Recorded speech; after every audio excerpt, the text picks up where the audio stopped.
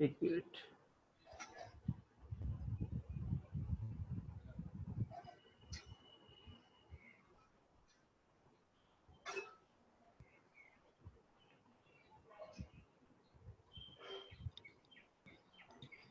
Hello hello या good morning everybody.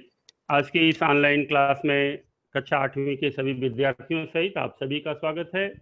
आज हम कक्षा 8वीं के लिए नागरिक शास्त्र विषय का अध्ययन करेंगे। बच्चों, जैसा कि आपको मालूम है, हमारा देश 1947 यानी कि 1947 में आज़ाद हुआ। उसके पहले यहाँ पर अंग्रेज़ों का शासन था, उसके पहले मुगलों का शासन था। सबने अपनी अपनी व्यवस्था के अनुसार इस देश का शासन चलाया। आपने भी पिछली कक्षाओं में तमाम राज्य व्यवस्थाओं की शासन व्यवस्था के बारे में पढ़ा होगा। आपने शिवाजी की शासन प्रणाली पढ़ी होगी, आपने अकबर की शासन प्रणाली पढ़ी होगी। तो उसी क्रम में आज़ादी के बाद जब हमारा देश स्वतंत्र हुआ और हमारे ऊपर ये जिम्मेदारी आई कि हमको खुद का तंत्र विकसित करना है, अपनी व्यवस्था विकसित करनी है, तो हमने जो शासन प्रणाली अपनाई, हमारे संविधान निर्माताओं ने जो शासन प्रणाली हमारे देश के लिए स्वीकार की, उसका नाम है संसदीय शासन प्रणाली। तो आज हम लोग उस संसदीय शासन प्रणाली के बारे में इस पाठ में चर्चा करेंगे। Parliamentary system, administrative system, parliamentary administrative system क्या होता है, संसदीय शासन प्रणाली क्या होती है, कैसे चलती है, इसके घटक क्या होते हैं, इन तमाम बिंदुओं पर हम इस पाठ में पढ़ेंगे। आपके मन में कुछ ऐसे सवाल आते हैं, बार बार हम देखते हैं कुछ देशों का नाम आता है, उनके साथ उनके राष्ट्राध्यक्षों का नाम आता है। भारत का नाम आता है तो भारत के साथ साथ बार बार प्रधानमंत्री का नाम आता है। ऐसे ही जब अमेरिका का नाम आता है तो अमेरिका के साथ बार बार राष्ट्रपति का नाम आता है, वहाँ के प्रधानमंत्री का नाम नहीं आता कभी। तो आपके मन में ये प्रश्न कभी उठता है कि भारत में प्रधानमंत्री होता है, अमेरिका में क्यों नहीं होता है? तो इस तरह के तमाम प्रश्न जो हैं, हम इस पाठ में आपको सहजता से उनका निराकरण आपको मिलेगा। तो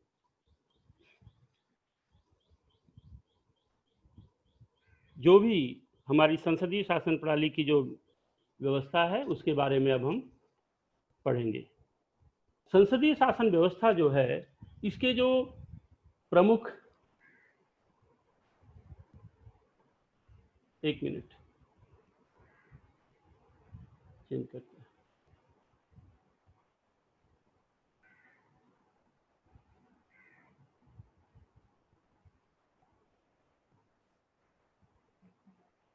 संसदीय शासन प्रणाली के में शासन संस्था के जो प्रमुख अंग होते हैं, उसके बारे में हम आपको यहाँ पर बताते हैं और दिखाते हैं।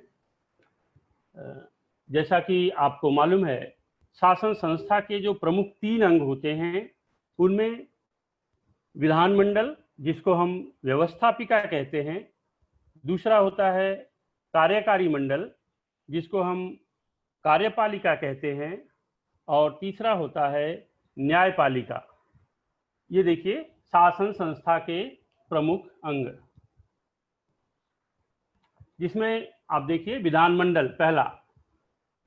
विधानमंडल में संसद इसका मुख्य स्वरूप है। दूसरा जो कार्यकारी मंडल होता है, जिसमें केंद्रीय मंत्रिमंडल होता है, और तीसरा न्यायपालिका। इनके अलग अलग तीनों के काम होते हैं, आपको इसके बारे में जानकारी बताते हैं। जो विधानमंडल है, मुख्य रूप से संसद देश में कानून बनाने का काम करती है। देश की व्यवस्था के लिए नियम कानून बनाने का जो कार्य होता है, वह संसद के द्वारा अर्थात विधानमंडल के द्वारा किया जाता है। दूसरा जो घटक है कार्यपालिका यानी कार्यकारी मंडल, वह उस नियमों को, कानूनों को देश में लागू करने का काम करता है। अच्छी तरह से उन नियमों कानूनों का इम्प्लीमेंटेशन हो, यह देखना, यह जिम्मेदारी कार्यकारी मंडल का काम होता है। और न्यायपालिका का क्या काम होता है? उन नियमों कानूनों का ठीक से पालन हो रहा है कि नहीं, उनका संरक्षण करना, ये न्यायपालिका का काम होता है। जब भी कोई नियम विरुद्ध काम करता है जब भी कोई नीतिगत या नियमगत ढंग से हट के कोई अलग काम होता है, गलत काम होते हैं, तो हम अपने कानून के संरक्षण के लिए किसके पास जाते हैं? हम न्यायालय के पास जाते हैं। न्यायालय से हमें न्याय मिलता है, हमें अपने कानून का संरक्षण प्राप्त होता है न्यायालय के द्वारा। तो इस तरह से शासन संस्था के जो 3 प्रमुख अंग होते हैं, विधानमंडल जिसको व्यवस्थापिका भी कहते हैं, इसका केंद्रीय स्वरूप संसद के रूप में हमारे समक्ष होता है। दूसरा, कार्यकारी मंडल यानी कार्यपालिका, जिसका केंद्रीय स्वरूप केंद्रीय मंत्रिमंडल के हमारे सम्मुख होता है।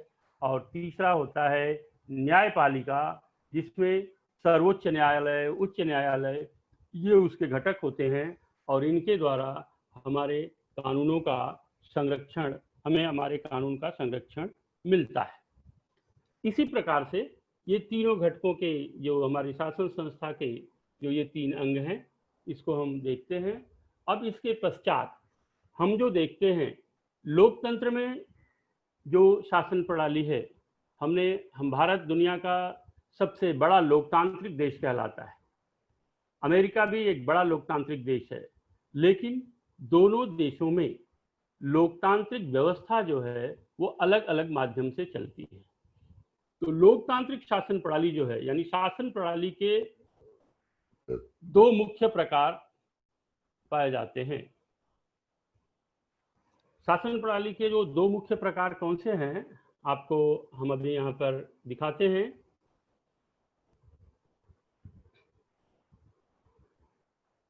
देखिए, शासन प्रणाली के ये जो 2 मुख्य प्रकार हैं, पहला संसदीय शासन प्रणाली। मुख्य रूप से इंग्लैंड में, भारत में संसदीय शासन प्रणाली को स्वीकार किया गया है। इसी प्रकार दूसरा जो है अध्यक्षीय शासन प्रणाली, यानी कि प्रेसिडेंशियल डेमोक्रेसी सिस्टम जो होता है, जैसे अमेरिका में है, उसके बारे में हम आगे और आपको विस्तार से बताएंगे। अध्यक्षीय शासन प्रणाली जिसमें राष्ट्राध्यक्ष का चुनाव सीधे जनता के द्वारा होता है और संसदीय प्रणाली में संसद के प्रतिनिधियों का चुनाव सीधे जनता के द्वारा किया जाता है। तो यहाँ पर हम अब संसदीय शासन प्रणाली के बारे में आपसे डिस्कस करेंगे। संसदीय शासन प्रणाली जो है वह प्रमुख रूप से इंग्लैंड में विकसित हुई। इंग्लैंड का संविधान, जो ब्रिटेन जिसको कहते हैं, इंग्लैंड का संविधान ज़्यादातर अलिखित स्वरूप में है और आज भी वहाँ का बहुत सारा कार्य रूढ़ संकेतों के आधार पर, मान्यताओं के आधार पर संचालित होता है। पार्लियामेंट पर आधारित ये पार्लियामेंट्री सिस्टम, यानी संसद को सर्वोच्च मान करके शक्तियां ज़्यादा संसद के अंदर निहित होती हैं, इस संसदीय शासन प्रणाली को हमने स्वीकार किया है। आप ये कह सकते हैं कि संसदीय शासन प्रणाली दुनिया को इंग्लैंड की देन है, या इंग्लैंड का संसदीय शासन प्रणाली के विकास में सर्वाधिक योगदान है, ऐसा माना जाता है। भारत और इंग्लैंड दोनों की जो संसदीय व्यवस्था है, संसदीय शासन प्रणाली व्यवस्था है, उसमें व्यापक रूप से समानताएं पाई जाती हैं, लेकिन इसके बावजूद भी संस्थागत उद्देश्य की दृष्टि से भारतीय शासन प्रणाली इंग्लैंड की संसदीय शासन प्रणाली से कुछ मामलों में भिन्न होती है। अर्थात जो संसदीय शासन प्रणाली इंग्लैंड ने अपने लिए अपनाई है, व्यापक रूप से हमने भी वही संसदीय शासन प्रणाली अपनाई है, लेकिन फिर भी दोनों में संस्थागत दृष्टि से अगर हम देखें, संस्थात्मक उद्देश्य की दृष्टि से देखें, तो थोड़ा बहुत भिन्नता पाई जाती है। अब हम जो हमारी संसदीय शासन प्रणाली है उसकी विशेषताओं के बारे में थोड़ा बहुत जानकारी प्राप्त करेंगे। तो संसदीय शासन प्रणाली जो है, इसकी क्या विशेषताएं हैं, आप देखिए। संसदीय शासन प्रणाली ये शासन चलाने की एक व्यवस्था है, प्रणाली है। केंद्रीय विधानमंडल, जिसको हम संसद कहते हैं, हमारे देश में जो केंद्रीय विधानमंडल है उसको संसद कहा जाता है। भारत में राष्ट्रपति, लोकसभा और राज्यसभा, इनको मिला करके संसद का निर्माण होता है। जब हम संसद का नाम लेते हैं तो उसमें व्यापक रूप से लोकसभा, राज्यसभा और राष्ट्रपति, इनका समावेश होता है। एक चीज आपको यहाँ पर ध्यान रखनी चाहिए, हम प्रत्यक्ष तौर पर जब देखते हैं तो संसद में राष्ट्रपति का हमको सीधे इन्वॉल्वमेंट कहीं से दिखता नहीं है, लेकिन हमारा राष्ट्रपति सीधे सीधे संसद की कार्यवाही में उपस्थित होकर भाग नहीं लेते हैं हमारे राष्ट्रपति, लेकिन वह संसदीय व्यवस्था के अनिवार्य अंग हैं। अर्थात राष्ट्रपति, लोकसभा और राज्यसभा, इनको मिला करके संसद का गठन होता है। अब हम आते हैं संसद में, तो संसद के दो सदन, हम आगे संसद के बारे में विस्तार से अगले चैप्टर में अध्ययन करेंगे, लेकिन जो भारतीय संसद है उसमें दो सदन, तो जो पहला सदन लोकसभा होता है, लोकसभा के प्रतिनिधियों का चुनाव सीधे जनता के द्वारा किया जाता है। भारत के मतदाता 18 वर्ष की आयु पूर्ण करने वाले सभी मतदाता अपने अपने क्षेत्र के लिए लोकसभा के प्रतिनिधियों का चुनाव करते हैं। इस सदन की संख्या निश्चित होती है, जैसे भारत में लोकसभा के लिए कुल 545 सदस्य हैं, जिसमें से 543 का चुनाव सीधे सीधे जनता के द्वारा किया जाता है। अगली बात यह है कि निर्धारित समयावधि के पश्चात लोकसभा के लिए फिर से चुनाव होते हैं। अब ये निर्धारित समयावधि क्या होती है? एक बार जो चुनाव होता है वह 5 वर्ष के लिए होता है। लोकसभा का जो कार्यकाल है वह 5 वर्ष निर्धारित किया गया है। तो 5 वर्ष के बाद, प्रत्येक 5 वर्ष के बाद पुनः फिर से चुनाव होता है। हम जो प्रतिनिधि चुनते हैं, हमारे चुने हुए प्रतिनिधि 5 साल के लिए चुने जाते हैं और इस चुनाव में सभी राजनीतिक दल सहभागी होते हैं। एक बात यहाँ पर और है संसदीय शासन व्यवस्था में कि भारत में बहुदलीय संसदीय शासन प्रणाली है। आप देखते हैं कि भारत में जब चुनाव होता है तो बहुत से राजनीतिक दल चुनाव में हिस्सा लेते हैं। कई देशों में केवल द्विदलीय व्यवस्था होती है, 2 ही दल होते हैं, लेकिन हमारे देश ने बहुदलीय व्यवस्था को, संसदीय व्यवस्था को स्वीकार किया है। एक उसमें और आप जानिए कि ये जो चुनाव होते हैं, आम चुनाव जब लोकसभा के लिए होता है तो उसमें जिस भी राजनीतिक दल को आधे से अधिक सीटें प्राप्त होती हैं, उस दल को बहुमत प्राप्त दल माना जाता है। अर्थात जैसे आपके यहाँ 545 सीटें हैं तो 543 पर चुनाव होता है, 273 जो आंकड़ा होता है बहुमत का लोकसभा में 273, अगर कोई दल 273 सीट्स पाता है तो हम ये मानते हैं कि उसको बहुमत मिल गया है और बहुमत प्राप्त दल ही देश में अपनी सरकार बनाता है। अब आप सोचेंगे कई बार ऐसा होता है कि किसी भी दल को स्पष्ट बहुमत नहीं मिलता, कोई भी एक पार्टी 273 सीट नहीं जीत पाती। ऐसी दशा में क्या होता है? ऐसे समय कुछ राजनीतिक दल मिलकर अपना बहुमत सिद्ध करते हैं और वे सरकार स्थापित करते हैं। इसे गठबंधन की सरकार कहा जाता है। तो गठबंधन की सरकारों का प्रयोग भारत में पिछले दिनों आपने देखा है। 2 प्रमुख राजनीतिक गठबंधन जो हमारे भारत देश में सत्ता में क्रमशः स्थापित हो चुके हैं, जिसमें एक को हम यूपीए के नाम से जानते हैं, यूनाइटेड प्रोग्रेसिव अलायंस, और दूसरा एनडीए के नाम से जानते हैं, जिसको हम नेशनल डेमोक्रेटिक अलायंस कहते हैं।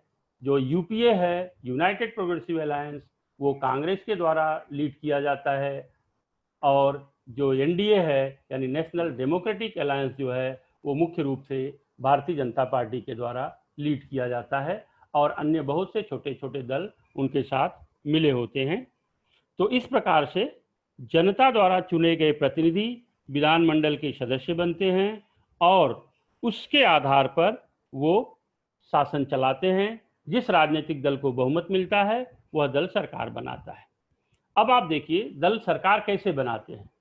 लोकसभा में जिस दल को बहुमत मिलता है उस दल का जो नेता होता है, जो बहुमत प्राप्त दल है, वह अपने नेता का चुनाव करता है और उनका जो नेता है वही देश का प्रधानमंत्री बनता है। और प्रधानमंत्री अपनी पसंद के कुछ सहयोगियों को मंत्री पद के लिए चुनता है। अब इस तरह से चुने हुए मंत्रियों और प्रधानमंत्री को मिला करके केंद्रीय मंत्रिमंडल का गठन होता है। प्रधानमंत्री और उनके द्वारा चुना गया यह मंत्रिमंडल संसदीय शासन प्रणाली में इसी को कार्यकारी मंडल कहते हैं। तो कार्यकारी मंडल पर हमारे यहाँ दोहरी जिम्मेदारी होती है। आप ये ध्यान दीजिए, हमारे यहाँ जो कार्यकारी मंडल है, केंद्रीय मंत्रिमंडल है, वो सभी संसद के भी सदस्य होते हैं। यदि कोई ऐसा मंत्री बनता है जो संसद का सदस्य नहीं है, तो 6 महीने के भीतर उसको संसद की सदस्यता लेनी पड़ती है, यह अनिवार्य है। तो संसदीय शासन प्रणाली में जो कार्यकारी मंडल है उस पर दोहरा दायित्व होता है, दोहरी जिम्मेदारी होती है। कैसी दोहरी जिम्मेदारी होती है? एक तो वो विधानमंडल के सदस्य होते हैं, तो इसलिए कानून बनाने की भी जिम्मेदारी उनके ऊपर होती है, और दूसरी तरफ क्योंकि वो केंद्रीय मंत्रिमंडल के सदस्य होते हैं, कार्यकारी मंडल के सदस्य होते हैं, इसलिए उस कानून के अनुपालन की, उसे लागू करने की अच्छी तरह से यह जिम्मेदारी भी उनके ऊपर होती है। विधानमंडल के सदस्य कानून भी बनाते हैं, और विधानमंडल के वे सदस्य जो कार्यकारी मंडल के सदस्य होते हैं, दोहरी जिम्मेदारी निभाते हुए इन कानूनों के पालन की तरफ भी ध्यान देते हैं। तो ये जो सरकार के गठन की हमारी प्रक्रिया होती है। अब आगे हम ये देखेंगे कि किस तरह से प्रधानमंत्री, मंत्रिमंडल, विधानमंडल, ये किस तरह से इनका आपस में क्या सहसंबंध होता है। तो आप ये निश्चित रूप से जानिए कि प्रधानमंत्री और उनका मंत्रिमंडल संसद के प्रति पूर्ण रूप से उत्तरदायी होते हैं। इसीलिए इस व्यवस्था को उत्तरदायी शासन प्रणाली कहा जाता है। उत्तरदायी शासन प्रणाली का मतलब ही यह है कि जो सरकार है, अर्थात केंद्रीय मंत्रिमंडल, वह संसद के प्रति उत्तरदायी होती है। अपने सभी कार्यों और नीतियों के लिए प्रधानमंत्री और उनका मंत्रिमंडल विधानमंडल के प्रति उत्तरदायी होते हैं। अर्थात मंत्रिमंडल को संसद के अधीन रह करके अपना शासन चलाना पड़ता है, और इसीलिए इसको उत्तरदायी शासन प्रणाली कहा जाता है। ऐसा नहीं है कि आप सरकार बना लिए, आपकी मंत्रिमंडल बन गई, तो आप जो चाहे वो निर्णय ले सकते हैं। ऐसा नहीं है। आपके द्वारा लिए गए निर्णयों को संसद की मान्यता प्राप्त होना बहुत जरूरी है। सामूहिक उत्तरदायित्व वाली संसदीय शासन प्रणाली की ये एक उसकी प्रमुख विशेषता है संसदीय शासन प्रणाली की, कि उसमें सामूहिक उत्तरदायित्व की व्यवस्था है। किसी भी विभाग का निर्णय वो पूरे राज्य का निर्णय माना जाता है।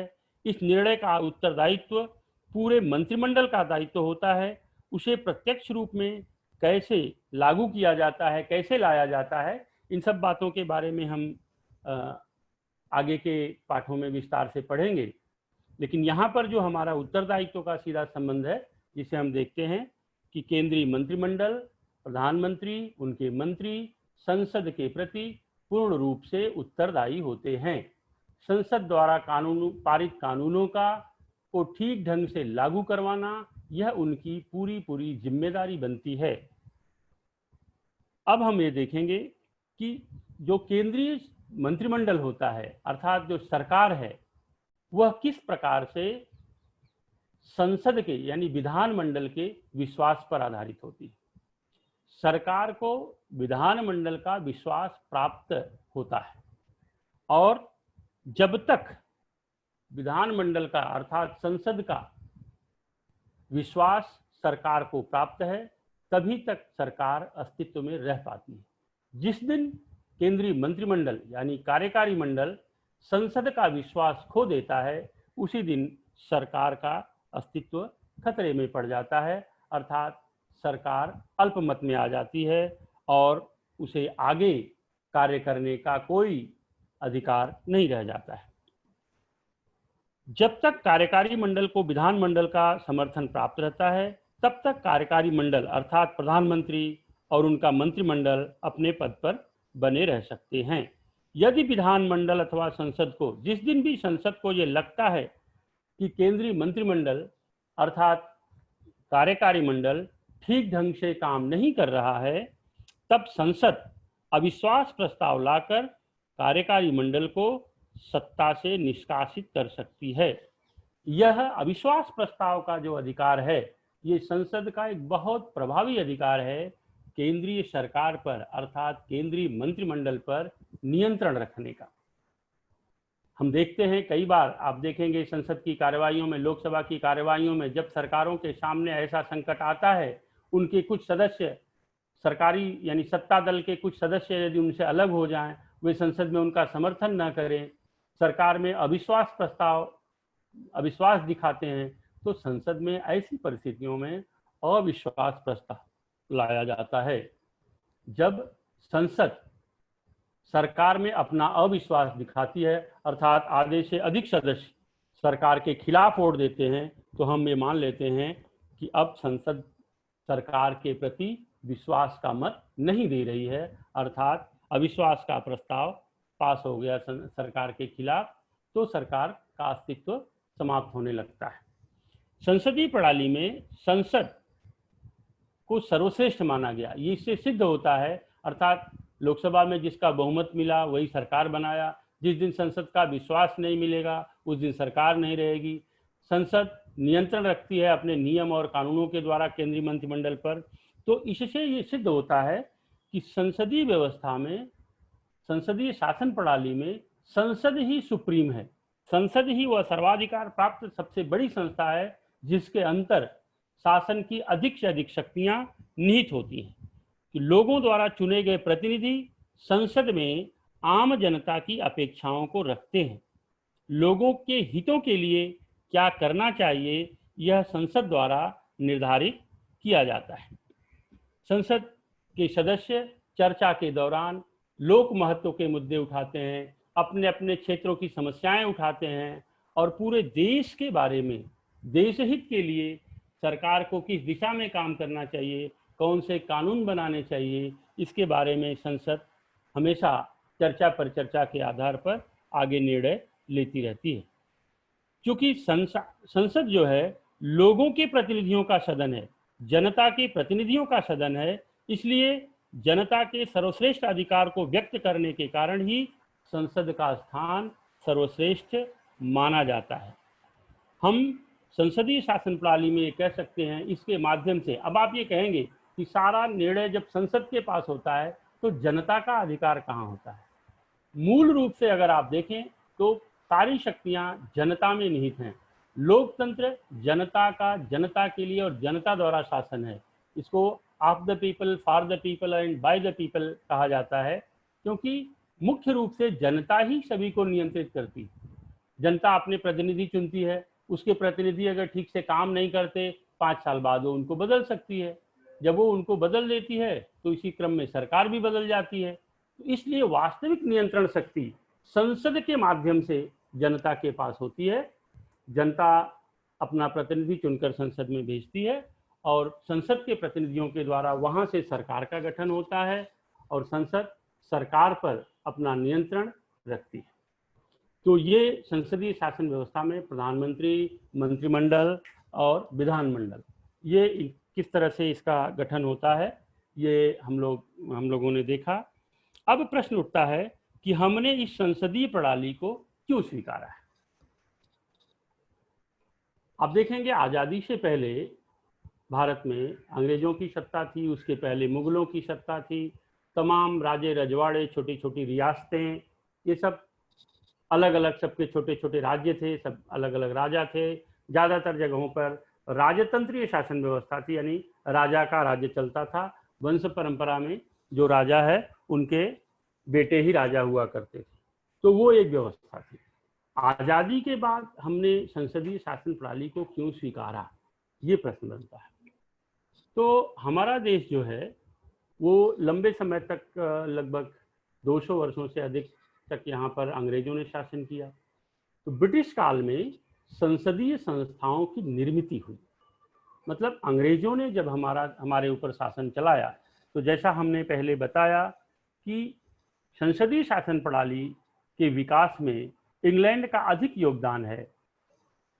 भारत पर अंग्रेजों का शासन था, वह ब्रिटिश पार्लियामेंट के द्वारा, ब्रिटिश संसद के द्वारा कानून पारित करा करके और हमारे ऊपर नियंत्रण रखते थे, शासन व्यवस्था को चलाते थे। इस प्रकार से जब उनका यहाँ पर शासन था तो उन्होंने धीरे धीरे यहाँ की व्यवस्था को भी चलाने के लिए अनेक संसदीय संस्थाओं के निर्माण की प्रक्रिया शुरू की थी। तो वो भी एक मजबूत आधार बना हमारे लिए कि हम किस तरह से संसदीय शासन प्रणाली को विकसित कर पाएं, संसदीय संस्थाओं को किस तरह से यहाँ पर आधार मिल पाए हमारे देश में, वह एक मुख्य विषय था, आधार था। और दूसरा जो एक था कि संसदीय प्रणाली भारत के स्वाधीनता संग्राम की अभिव्यक्ति का माध्यम थी। भारत ने संसदीय प्रणाली को स्वीकार किया तो ब्रिटिशों के शासनकाल में भारत में संसदीय संस्थाओं की निर्मित हुई और इस प्रणाली के माध्यम से उन्होंने चूंकि हमारे ऊपर शासन चलाया।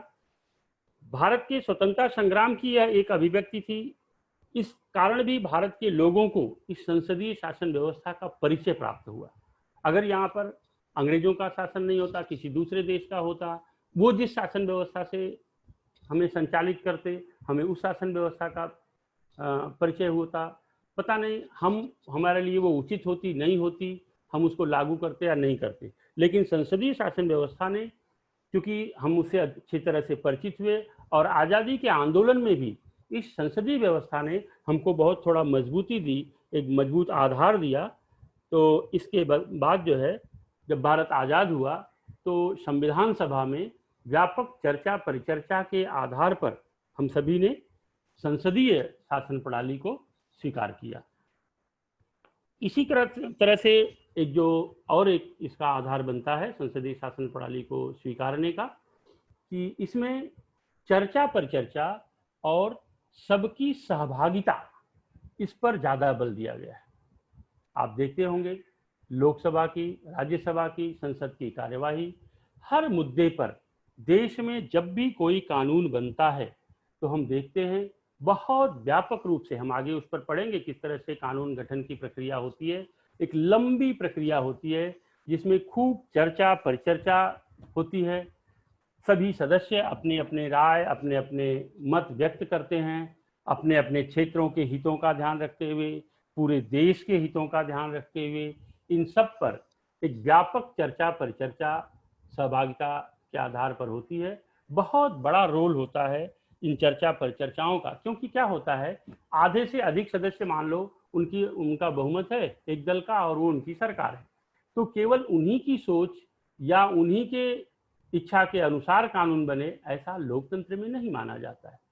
संसद में चर्चा होती है, परिचर्चा होती है, सबकी राय ली जाती है और सबकी राय के बाद जो कुछ छन करके अच्छा निर्णय निकलता है चर्चा परिचर्चा के दौरान, उसके आधार पर हमारे देश में नियम और कानून बनते हैं। तो संसदीय शासन प्रणाली को स्वीकार करने के पीछे हमारा जो एक मुख्य कारण है वो यह भी है कि हम ये 3 बिंदु जिन पर हमने अभी चर्चा किया, इससे ब्रिटिश काल में संसदीय संस्थाओं की निर्मित हुई, संसदीय प्रणाली भारत के स्वाधीनता संग्राम की अभिव्यक्ति का भी आधार रही और संसदीय प्रणाली में चर्चा परिचर्चा पर, सबकी सहभागिता पर, सबको साथ लेकर चलने पर बल दिया जाता है। इन तमाम कारणों से भारतीय संविधान के निर्माताओं ने हमारे देश में संसदीय शासन प्रणाली को स्वीकार किया। तो ये संसदीय शासन प्रणाली का एक परिचय हमने आपको दिया। जो शासन प्रणाली के दो मुख्य प्रकार हमने आपको बताए, इसमें संसदीय शासन प्रणाली और अध्यक्षात्मक शासन प्रणाली।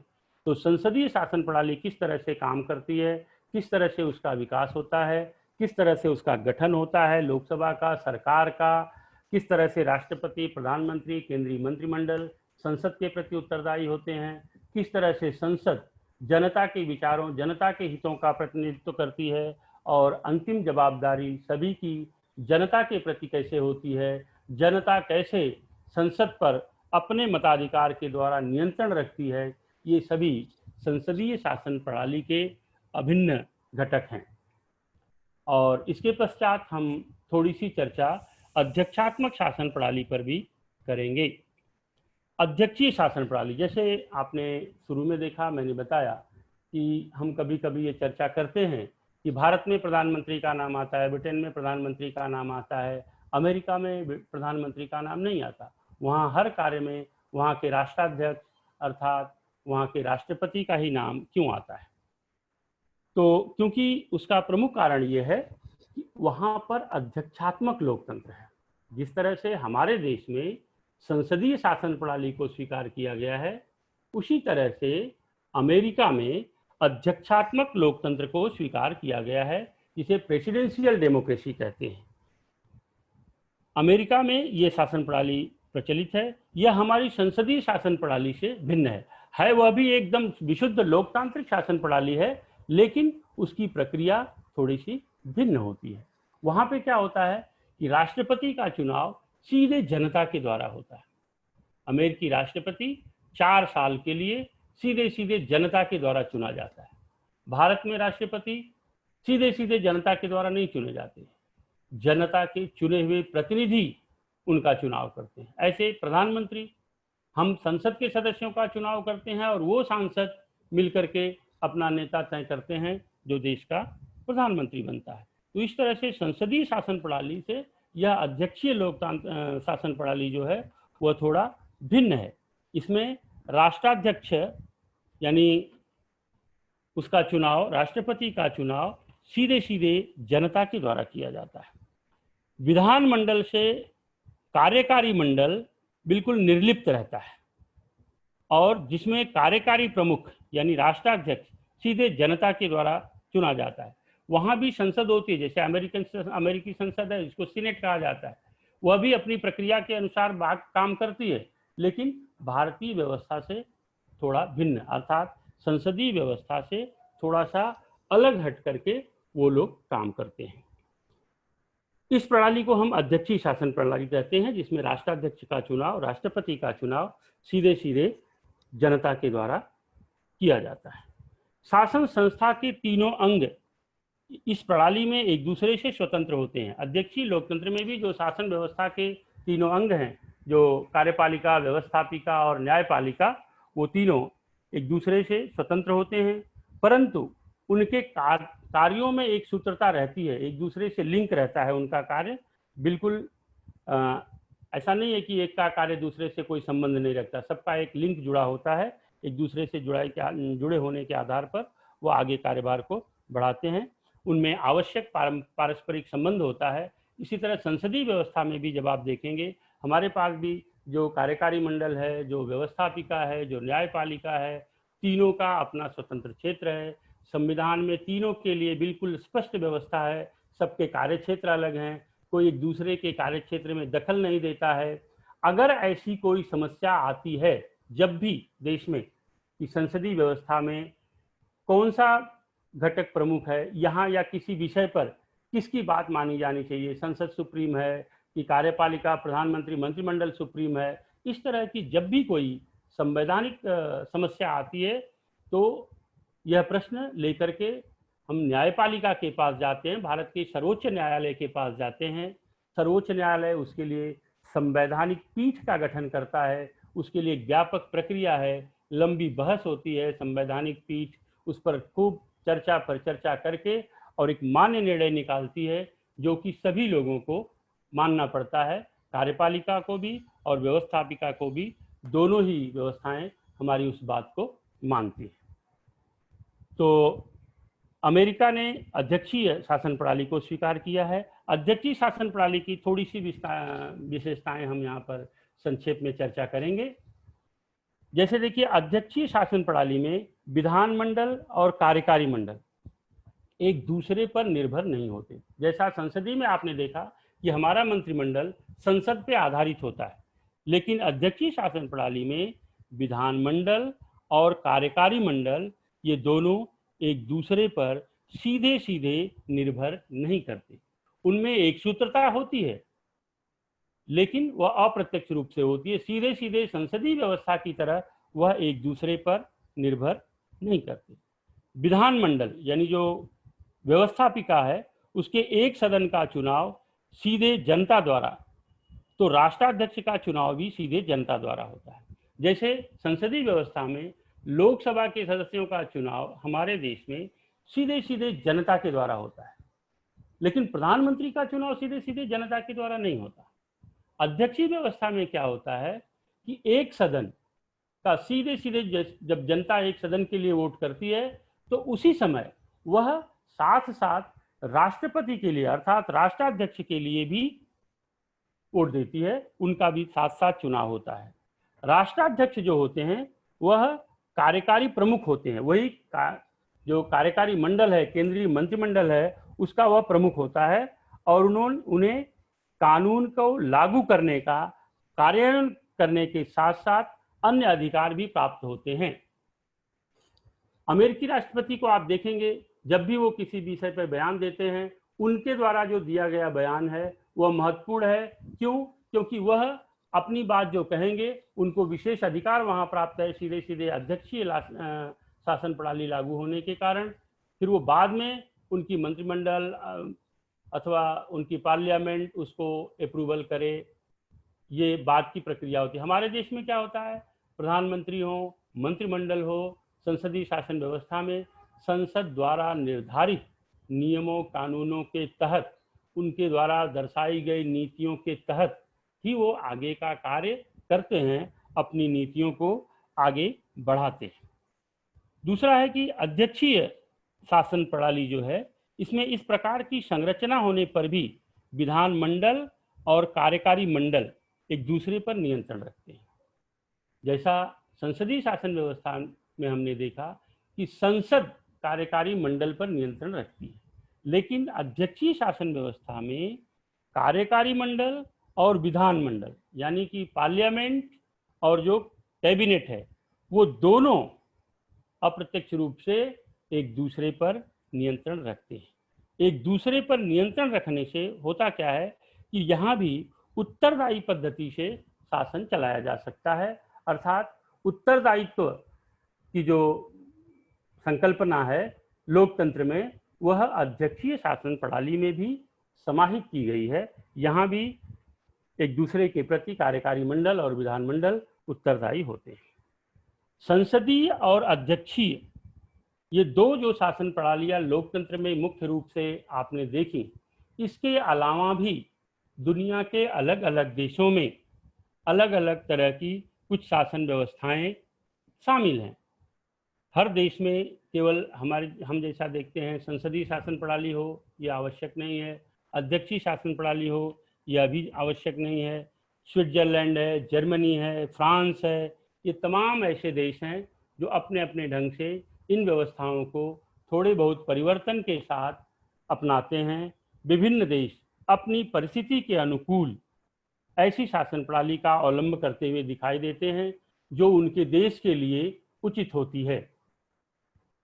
अध्यक्षीय लोकतंत्र और संसदीय लोकतंत्र के अलावा दुनिया के जो अन्य देश हैं, बहुत सारे जगहों पर एक दलीय व्यवस्था है, बहुत सारे जगहों पर बहुदलीय व्यवस्था है।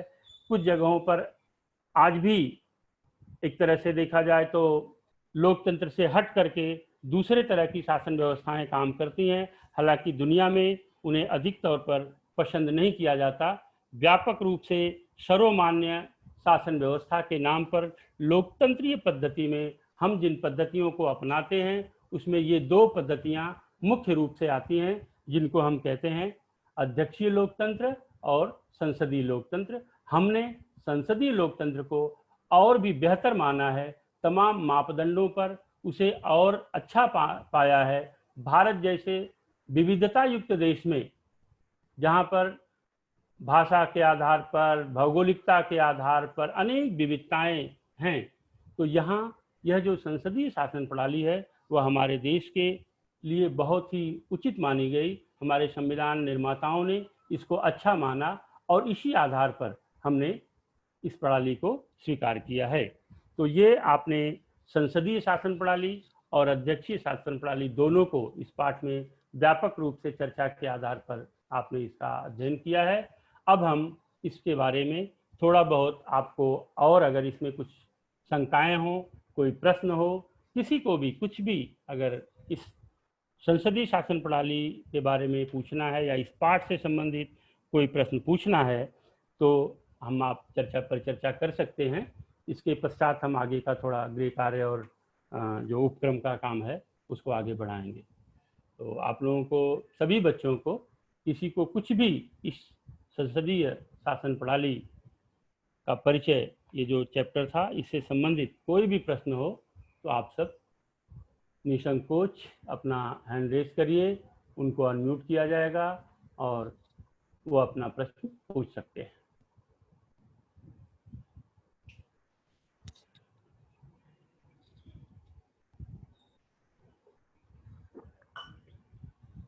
किसी को कुछ भी प्रश्न पूछना हो, बच्चे विशेष रूप से अगर उनको कहीं आशंका हो, कोई डाउट हो, किसी को कुछ पूछना है?